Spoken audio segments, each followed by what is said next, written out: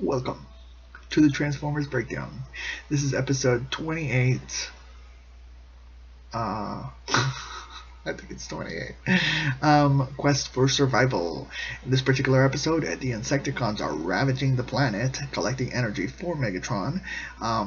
Cosmos goes to another planet to get an insecticide. He gets wrapped up by these plants that hitch a ride with Cosmos. Then Cosmos lands. The plants start growing. The plants are natural enemies to the Insecticons. The plants eat the Insecticons. End of story.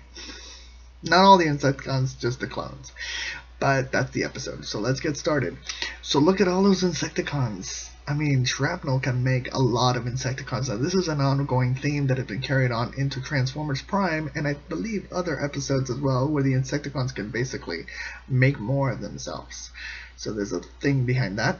Cosmos says, Igor, hey, I don't know where we're going, what's going on,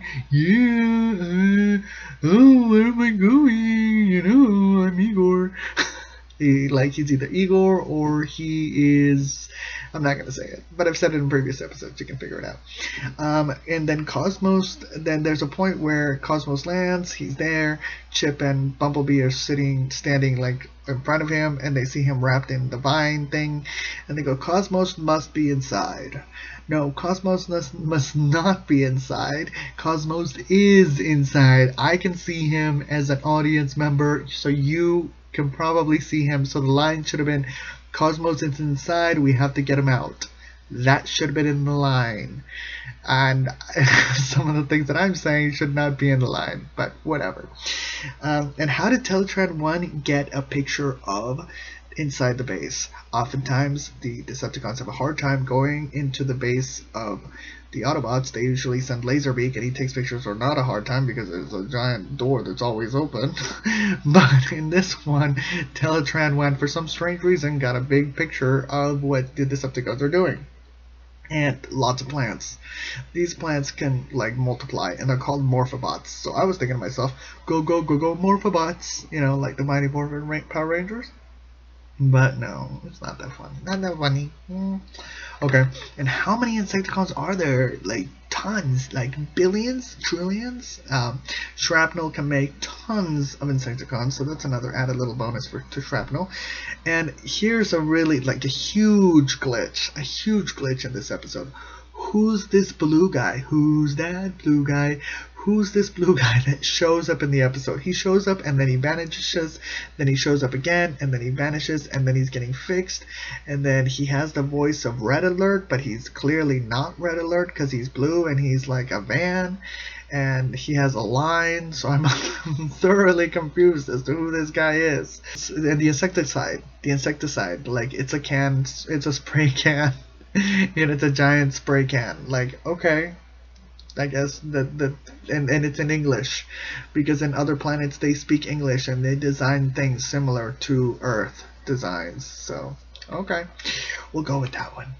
And where did Blaster come from? I know he's a tape recorder or whatever, and he can hide inside other Autobots, but he just totally appears, and that's what's kind of interesting about Blaster. And why would Megatron destroy the insecticide if he was going to use it to be able to control the Insecticons? So I find that whole continuity aspect of the story does not make sense to me. So the Morphobots are the natural enemy of the Insecticons. They're kind of like the Venus flytraps, and they the Insecticons are like, ooh, delicious. They're gonna go eat them, and the Morphobots open up and they swallow them whole. So that was really interesting.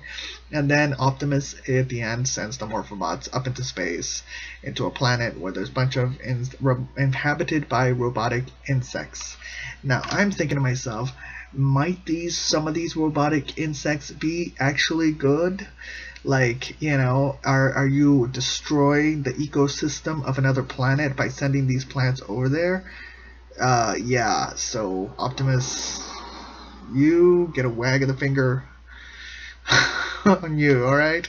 So did you like this episode? Did you hate this episode? Now, I want to remind you that it is the Netflix version that has all these glitches. Later they took them out, but I think you can still catch them on the Netflix version, and maybe even the DVDs. I don't know. I used to own the DVDs, but I gave them away to somebody I forget. Ooh. Alright, bye.